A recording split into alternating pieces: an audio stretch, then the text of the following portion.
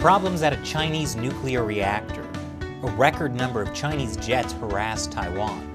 And more arrests in Hong Kong. That and more on this week's China News Headlines.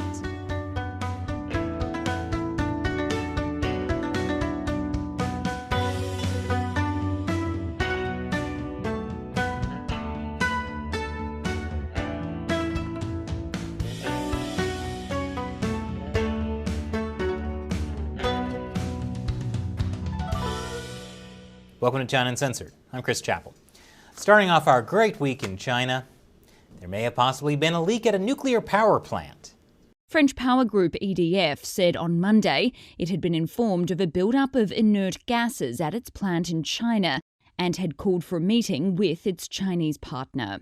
CNN also reported that Framatome, the EDF unit which designed the reactor, had warned of an imminent radiological threat. Okay, it is true there is a potentially dangerous issue at the Taishan nuclear power plant. But according to the Chinese Communist Party, everything is fine. State-run China General Nuclear Power Group, the majority owner of the joint venture with EDF, said in a statement on its website on Sunday that operations at the nuclear power station met safety rules and the surrounding environment is safe. See, it's safe. Would the Chinese Communist Party ever lie to the world to cover up a dangerous leak? Yet, despite the assurances, the U.S. is apparently still looking into the nuclear plant leak. The French company warned that the Chinese Safety Authority was raising the acceptable limits for radiation detection outside the Taishan nuclear power plant in Guangdong province in order to avoid having to shut it down. See, China doesn't have to lie about the data. They can just change the definition of how much radiation is safe. Problem solved. But here's a hint that there may still be a small problem. As CNN put it, it is unusual that a foreign company, Framatome, would unilaterally reach out to the American government for help when its Chinese state-owned partner is yet to acknowledge a problem exists. Yeah, especially when it's a French company. Since when do the French ask for help from the Americans?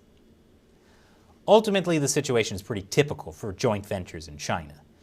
The foreign company often realizes too late their Chinese counterparts aren't as honest or as cooperative as they'd like, especially when it has to do with a Chinese nuclear plant that was supposed to be a propaganda symbol. It was the first of its type in the world to enter operation in 2018, after delays hit similar projects in Finland and France. Is it possible the Chinese Communist Party may have cut some corners to get this nuclear plant up and running? Haha. Speaking of cutting corners, a gas pipeline in China exploded. It destroyed a busy market in Shurian City in central Hubei province. As of this recording, Chinese state media say 25 people have died. But we all know how honest China is about statistics, especially when it involves local government screw-ups. But as I said in a recent episode about enormous sinkholes opening up throughout China, the Chinese Communist Party tends to care more about the look of a city than the lives inside the city. Corners get cut. And coming up after the break, the G7 tries to counter China. Welcome back. The G7 is a group of the most powerful economies. They had their annual meeting and awkward family photo last week. A big part of that meeting was about countering China. We did a full rundown of their plan on our other channel, America Uncovered. Yes, we have another channel. But the G7 this year also talked about China issues that it ignored in the past. Taiwan, the East and South China Seas, and human rights abuses in Xinjiang and Hong Kong. Obviously, China is not happy. Foreign Ministry spokesman Zhao Lijian said the U.S. is ill and very ill indeed. The G7 had better take its pulse and come up with a prescription. That sounds like a swipe at President Biden being old and confused. But the Communist Party isn't just upset at the G7, they're also mad at NATO. NATO called China a global security challenge, something they haven't done before. We're talking baby steps here.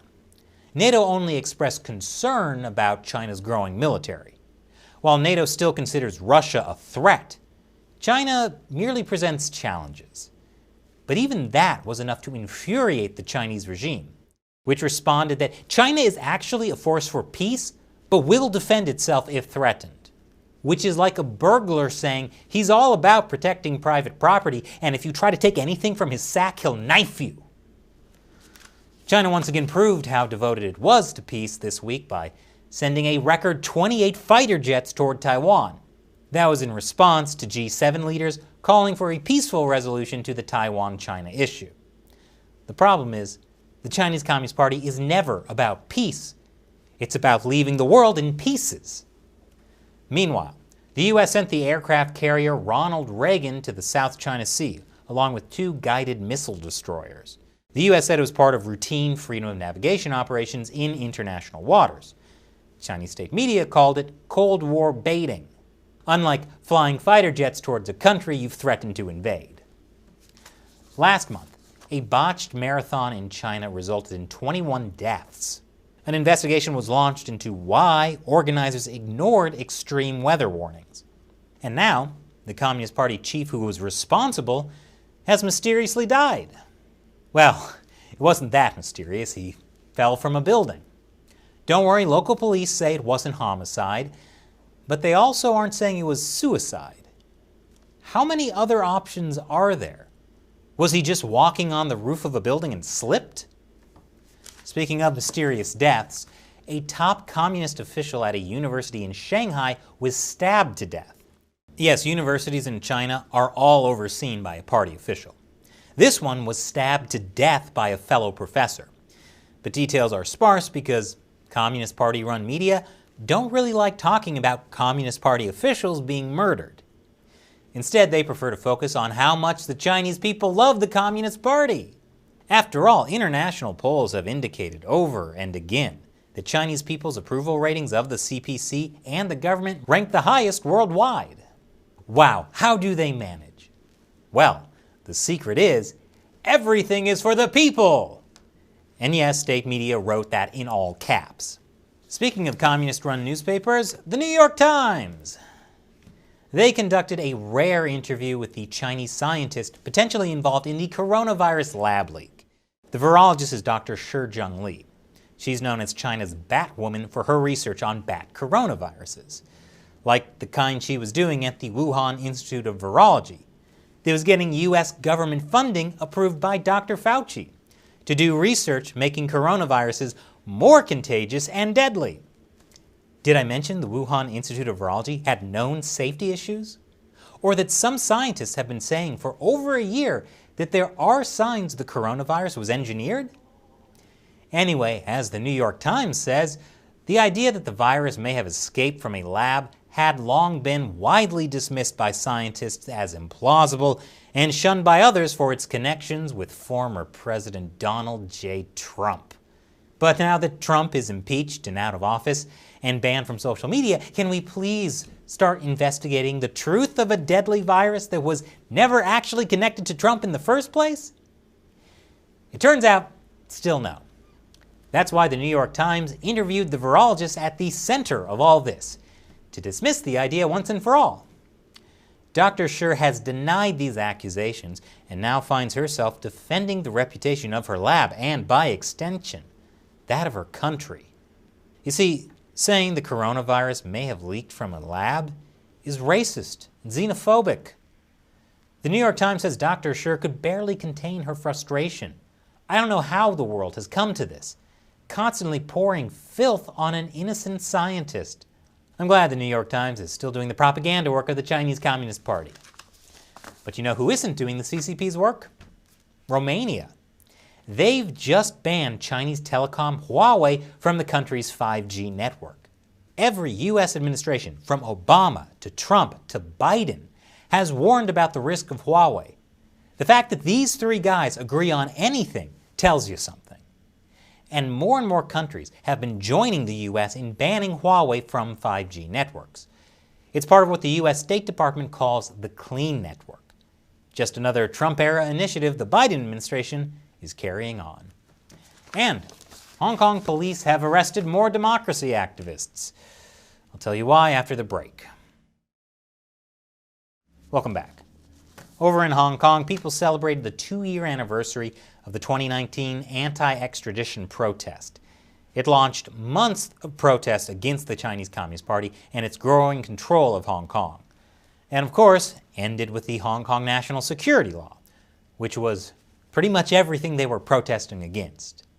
Which is why this anniversary was celebrated by police arresting people for commemorating it. But that's not all. Hong Kong police have had a busy week. Hundreds of police raided the offices of the Apple Daily, a pro-democracy newspaper. They also arrested the editor-in-chief and other executives. Police said Apple Daily was violating the national security law by publishing articles which called for sanctions on Beijing or Hong Kong. When other media tried to ask the police which Apple Daily articles violated the national security law, the police refused to answer. It's almost like they're trying to make all Hong Kong media afraid of publishing things that could get them arrested. Police also froze Apple Daily's assets, so it's not clear how long the paper can keep going. But Apple Daily defiantly printed 500,000 copies the day after the police raid with the message that everyone has to hang in there. Meanwhile, Jimmy Lai, the founder of Apple Daily, is being put on trial. He faces life imprisonment. For what? Why, for violating the national security law. Somehow. Something to do with colluding with foreigners to do something. Look, they don't need a reason.